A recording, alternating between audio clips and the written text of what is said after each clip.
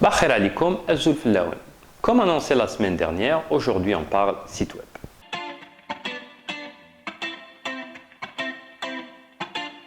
Mais avant de commencer, je réponds à un commentaire sur la vidéo précédente qui me demandait comment récolter une base de données mailing légalement. Alors il y a plusieurs façons. L'essentiel, c'est que le destinataire de votre mailing vous ait donné l'autorisation de lui envoyer. Cela peut être par la souscription à l'abonnement du newsletter qui se trouve sur votre site web, par exemple, ou bien en remplissant un formulaire où il aura coché la case qui vous autorise à lui envoyer un mailing.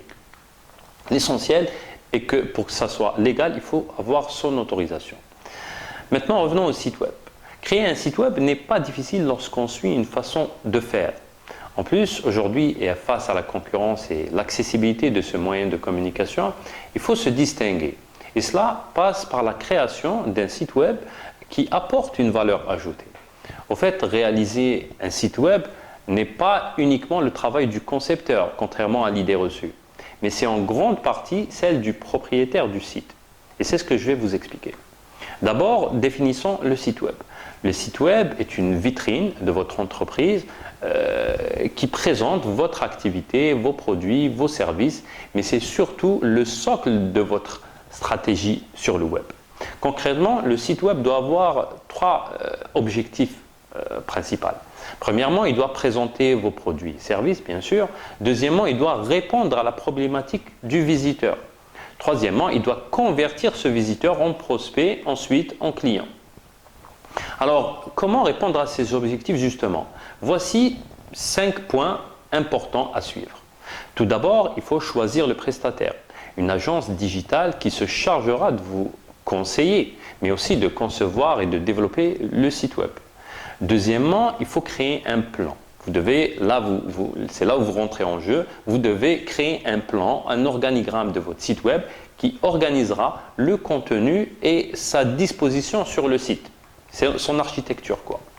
Troisièmement, il faut créer le contenu des pages et diversifier le format. Du contenu texte, photo, infographie qui explique, vidéo explicatif.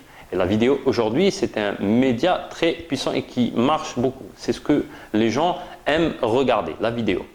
Mais ce contenu ne doit pas être promotionnel, justement. Ce contenu ne doit pas parler uniquement de vous. Il ne vous est pas non plus demandé de parler de ce que recherche votre visiteur uniquement. L'idéal, c'est un mix des deux. Parlez par exemple de vos produits et services qui répondent justement à la problématique de celui qui vient visiter votre site web. C'est-à-dire la façon comment vous utilisez ce contenu, comment vous le créez.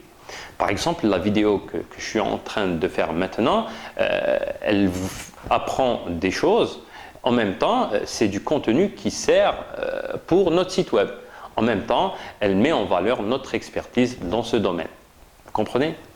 Voilà, donc quatrièmement, il faut mettre en place les outils techniques de conversion, justement. C'est là, comme je vous ai dit tout à l'heure, convertir en prospect, ensuite en client.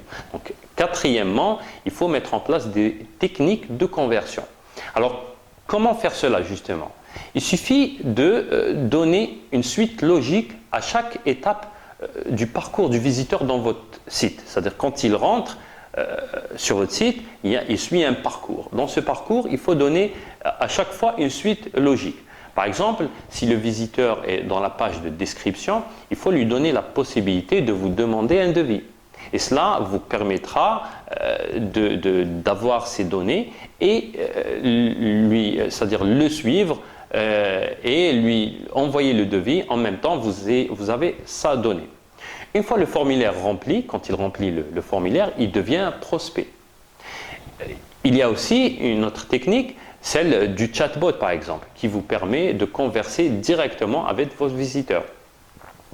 Ces échanges-là et interactions vous permettront d'avoir des données de vos prospects. Ils vous permettront de le relancer, de le suivre pour justement le convertir en client. Cinquièmement, et enfin, répondre aux besoins ergonomiques de votre site web. Et cela passe par, on va dire, 3 points importants. Premièrement, il faut créer un site web mobile first. Car aujourd'hui, tout le monde consulte Internet sur le téléphone. Donc, il faut penser mobile first. Deuxièmement, il faut donner un accès rapide à l'information, en moins de 3 clics. Il y a la règle des 3 clics, c'est-à-dire que vous avez un contenu, votre visiteur, il entre pour chercher quelque chose, vous devez mettre ce contenu le plus rapidement possible accessible, c'est-à-dire qu'en moins de 3 clics, il accède à ce contenu. Troisièmement, vous devez créer des points d'interaction avec le visiteur et être réactif justement et répondre rapidement, car aujourd'hui l'internaute est impatient.